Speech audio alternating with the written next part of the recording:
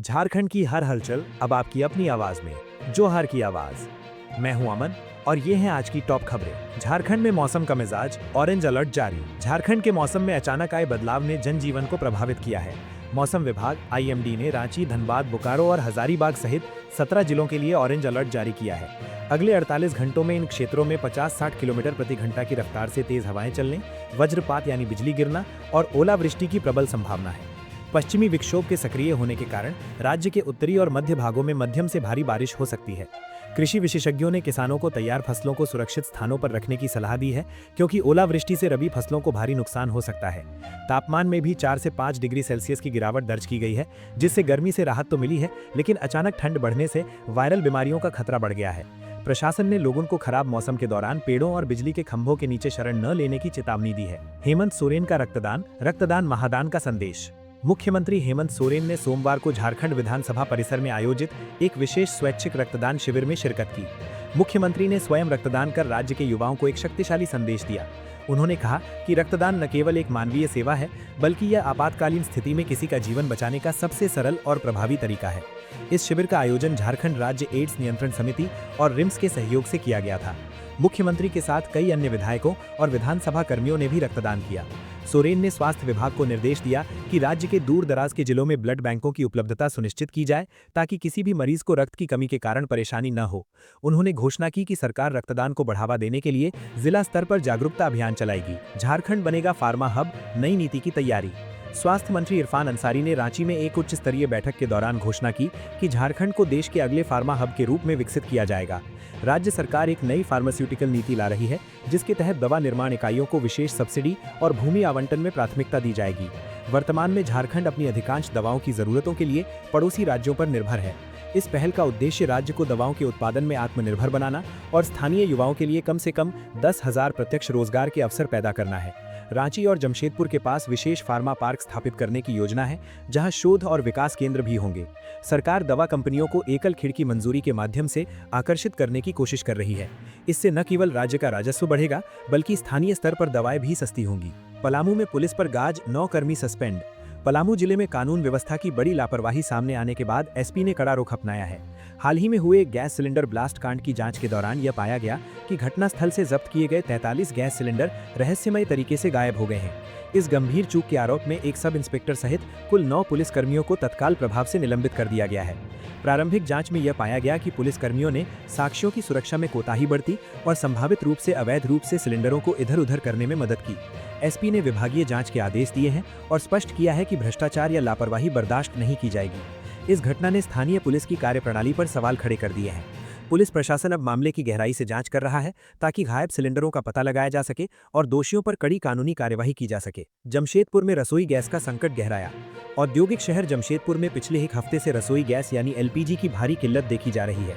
शहर के विभिन्न गैस वितरकों के पास स्टॉक खत्म होने के कारण करीब 40,000 से अधिक उपभोक्ताओं को रिफिल के लिए हफ्तों का इंतजार करना पड़ रहा है। इस संकट का सबसे ज्यादा असर मध्यम वर्गीय परिवारों और छोटे होटल संचालकों पर पड़ा है। वितरकों का कहना है कि मुख्य बॉटलिंग प्लांट से आपूर्ति बाधित होने के कारण यह स्थिति पैदा हुई है। कई इलाकों में सिलेंडरों की कालाबाजारी की भी खबरें आ रही हैं, जहां लोग दुगने दाम पर सिलेंडर खरीदने को मजबूर हैं। जिला प्रशासन ने तेल कंपनियों के अधिकारियों के साथ बैठक की है और आपूर्ति सामान्य करने के निर्देश दिए हैं। प्रशासन ने चेतावनी दी है कि यदि कोई वितरक अवैध रूप से गैस की जमाखोरी करते पाया गया तो उसका लाइसेंस रद्द कर दिया जाएगा। अगले 3 दिनों में स्थिति सुधरने की उम्मीद है। सरहुल और रामनवमी पर सुरक्षा के सख्त नियम। झारखंड के सबसे बड़े लोक पर्व सरहुल और ऐतिहासिक रामनवमी को देखते हुए रांची जिला प्रशासन ने कड़े सुरक्षा निर्देश जारी किए हैं। बिजली के तारों से होने वाली दुर्घटनाओं को रोकने के लिए इस बार जुलूस में ले जाए जाने वाले झंडों यानी मंगला जुलूस और मुख्य शोभा यात्रा की ऊंचाई अधिकतम 4 मीटर यानी करीब 13 फीट निर्धारित की गई है। प्रशासन ने स्पष्ट किया है कि इससे ऊंचे झंडे होने पर बिजली विभाग को पूरी लाइन काटनी पड़ती है, जिससे पूरे शहर में घंटों ब्लैकआउट रहता है। इसके अलावा ड्रोन कैमरों से संवेदनशील इलाकों की निगरानी की जाएगी और सोशल मीडिया पर भड़काऊ पोस्ट डालने वालों के खिलाफ साइबर सेल सक्रिय रहेगी। शांति समिति की बैठकों में सभी अखाड़ों को समय सीमा का पालन करने और डीजे की आवाज नियंत्रित रखने के निर्देश दिए गए हैं। पुलिस बल की अतिरिक्त कंपनियां तैनात की गई हैं, ताकि शांतिपूर्ण तरीके से त्योहार संपन्न हो सके। झारखंड में एआई का बढ़ता उपयोग, अधिकारियों की ट्रेनिंग। झारखंड सरकार डिजिटल क्रांति की ओर कदम बढ़ाते हुए अपने प्रशासनिक ढांचे को आधुनिक बना रही है। ग्रामीण विकास विभाग ने अपने अधिकारियों और कर्मचारियों के लिए आर्टिफिशियल इंटेलिजेंस यानी एआई पर आधारित एक विशेष प्रशिक्षण कार्यक्रम शुरू किया है। इस पहल का उद्देश्य सरकारी योजनाओं की निगरानी, डेटा विश्लेषण और पारदर्शी प्रशासन में एआई तकनीकों का उपयोग करना है। अब तक 40 से अधिक प्रमुख अधिकारियों को प्रशिक्षित किया जा चुका है, जो यह सीखेंगे कि कैसे एआई के माध्यम से फाइलों का त्वरित निस्तारण किया जाए और जन शिकायतों का समाधान किया जाए। राज्य सरकार का मानना है कि एआई के उपयोग से भ्रष्टाचार में कमी आएगी और सरकारी लाभ सीधे लाभार्थियों तक बिना किसी देरी के पहुंच सकेगा। आने वाले समय में अन्य विभागों जैसे शिक्षा और स्वास्थ्य में भी इस तरह के तकनीकी प्रशिक्षण अनिवार्य किए जाएंगे। आईएएस अधिकारियों की संपत्ति का खुलासा, पारदर्शिता की पहल। झारखंड कैडर के 155 भारतीय प्रशासनिक सेवा अधिकारियों ने अपनी चल अचल संपत्ति का नवीनतम विवरण यानी आईपीआर सार्वजनिक कर दिया है। यह विवरण केंद्र सरकार के कार्मिक परिवार के पोर्टल पर उपलब्ध कराया गया है। रिपोर्ट के अनुसार राज्य के कई सीनियर अधिकारियों के पास न केवल झारखंड बल्कि दिल्ली, एनसीआर, लखनऊ, पटना और अन्य महानगरों में महंगी संपत्तियां हैं। कुछ अधिकारियों ने करोड़ों रुपए के शेयर और म्यूचुअल फंड में निवेश की जानकारी भी दी है। हालांकि कुछ अधिकारियों ने अभी तक अपनी विवरणी जमा नहीं की है, जिन्हें सरकार ने नोटिस जारी करने की तैयारी की है। संपत्ति सार्वजनिक करने का उद्देश्य प्रशासन में पारदर्शिता लाना और भ्रष्टाचार पर लगाम लगाना है। आम जनता अब यह देख सकती है कि उनके क्षेत्र के नीति निर्माताओं की वित्तीय स्थिति क्या है, जो गुड गवर्नेंस की दिशा में एक बड़ा कदम है। जनजातीय उत्थान पर मंथन। झारखंड केंद्रीय विश्वविद्यालय सीयूजे में जनजातीय उत्थान और विकसित भारत 2047 विषय पर 2 दिवसीय अंतर्राष्ट्रीय सम्मेलन का आयोजन किया जा रहा है। इस सम्मेलन में देश विदेश के कई शिक्षाविद, समाजशास्त्री और नीति निर्धारक हिस्सा ले रहे हैं। चर्चा का मुख्य केंद्र जनजातीय समुदायों की पारंपरिक पहचान को बनाए रखते हुए उन्हें आधुनिक शिक्षा और तकनीक से जोड़ना है। वक्ताओं ने इस बात पर जोर दिया कि झारखंड जैसे राज्य में जहां बड़ी आबादी आदिवासियों की है, वहां विकास का मॉडल समावेशी होना चाहिए। जल, जंगल और जमीन के अधिकारों के साथ साथ जनजातीय भाषाओं के संरक्षण पर भी विशेष सत्र आयोजित किए गए। विश्वविद्यालय के कुलपति ने कहा कि यह सम्मेलन सरकार को ऐसी नीतियां बनाने में मदद करेगा जो वास्तव में जमीनी स्तर पर आदिवासियों का जीवन स्तर सुधार सके। सम्मेलन के निष्कर्षों को एक विस्तृत रिपोर्ट के रूप में केंद्र और राज्य सरकार को सौंपा जाएगा। रांची रेलवे स्टेशन पर जाबाज सिपाही का सम्मान। मानवीय संवेदना और तत्परता की एक मिसाल रांची रेलवे स्टेशन पर देखने को मिली, जहां रेलवे सुरक्षा बल के एक सब इंस्पेक्टर ने अपनी जान जोखिम में डालकर एक युवक को ट्रेन की चपेट में आने से बचाया। वह युवक कथित तौर पर अवसाद के कारण आत्महत्या करने का प्रयास कर रहा था।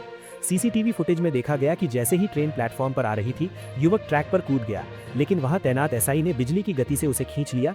इस बहादुरी के लिए रक्षा राज्य मंत्री संजय सेठ ने संबंधित अधिकारी को सम्मानित करने की घोषणा की है।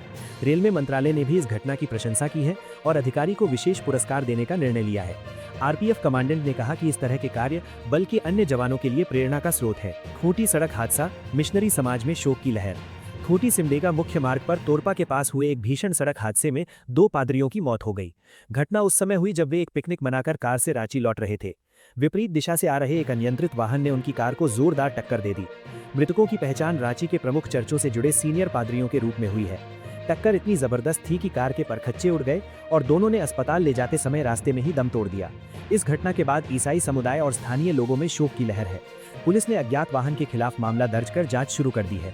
स्थानीय लोगों का कहना है कि इस मार्ग पर अंधाधुंध गति से चलने वाले भारी वाहनों के कारण आए दिन दुर्घटनाएं होती रहती हैं, जिस पर प्रशासन को लगाम लगानी चाहिए। बायोमेडिकल वेस्ट पर झारखंड हाईकोर्ट की सख्ती। झारखंड हाईकोर्ट ने राज्य के सरकारी और निजी अस्पतालों से निकलने वाले बायोमेडिकल वेस्ट यानी अस्पताल के कचरे के असुरक्षित निपटान पर गहरी चिंता व्यक्त की है। एक जनहित याचिका पर सुनवाई करते हुए अदालत ने कहा कि कचरे का सही प्रबंधन न होना पर्यावरण और सार्वजनिक स्वास्थ्य के लिए बड़ा खतरा है। कोर्ट ने झारखंड प्रदूषण नियंत्रण बोर्ड को राज्य भर के अस्पतालों का निरीक्षण करने और उन अस्पतालों की सूची सौंपने का निर्देश दिया है जिनके पास कचरा निस्तारण का उचित लाइसेंस या सुविधा नहीं है। न्यायाधीशों ने टिप्पणी की कि अस्पताल जीवन बचाने के लिए है, बीमारियां फैलाने के लिए नहीं। कोर्ट ने चेतावनी दी कि यदि नियमों का उल्लंघन जारी रहा तो संबंधित संस्थानों पर भारी जुर्माना लगाया जाएगा और उन्हें बंद करने का आदेश भी दिया जा सकता है। मामले की अगली सुनवाई 4 सप्ताह बाद होगी। पद्म पुरस्कार 2027 झारखंडियों के लिए नामांकन शुरू। केंद्र सरकार ने वर्ष 2027 के पद्म विभूषण, पद्म भूषण और पद्मश्री पुरस्कारों के लिए ऑनलाइन नामांकन की प्रक्रिया शुरू कर दी है। झारखंड सरकार ने राज्य के उन गुमनाम नायकों की तलाश शुरू कर दी है जिन्होंने कला, साहित्य, खेल, सामाजिक सेवा या विज्ञान के क्षेत्र में असाधारण योगदान दिया है।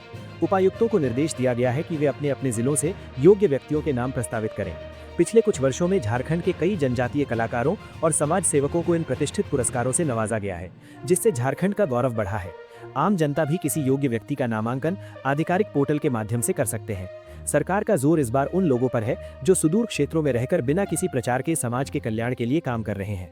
नामांकन की अंतिम तिथि 15 सितंबर है। हजारीबाग सड़क दुर्घटना, चरही घाटी में मौत का तांडव। हजारीबाग जिले की खतरनाक चरही घाटी में एक बार फिर तेज रफ्तार का कहर देखने को मिला। एक अनियंत्रित ट्रेलर ने ब्रेक फेल होने के कारण सड़क किनारे खड़ी एक पाथरी बस और एक ऑटो को अपनी चपेट में ले लिया। इस भीषण दुर्घटना में 2 लोगों की मौके पर ही मौत हो गई, जबकि 12 अन्य गंभीर रूप से घायल हो गए। घायलों को तत्काल हजारीबाग मेडिकल कॉलेज में भर्ती कराया गया है, जहां 3 की हालत नाजुक बताई जा रही है। चश्मदीदों के अनुसार ट्रेलर की रफ्तार इतनी अधिक की कि वह बस को करीब 50 मीटर तक घसीटता ले गया। स्थानीय ग्रामीणों ने प्रशासन के खिलाफ विरोध प्रदर्शन किया और मांग की कि घाटी में स्पीड ब्रेकर और दुर्घटना संभावित क्षेत्र के स्पष्ट बोर्ड लगाए जाएं। पुलिस ने ट्रेलर चालक को हिरासत में ले लिया है और मामले की जांच कर रही है। जेल अदालत रांची जेल से 6 कैदियों की रिहाई। रांची के बिरसा मुंडा केंद्रीय कारागार होतवार में एक विशेष जेल अदालत का आयोजन किया गया। फिलहाल इतना ही। ऐसी ही हर अपडेट के लिए जुड़े रहिए जोहार की आवाज के साथ। वीडियो पसंद आया हो तो लाइक, शेयर और सब्सक्राइब जरूर करें। मैं हूं अमन, धन्यवाद, जोहार।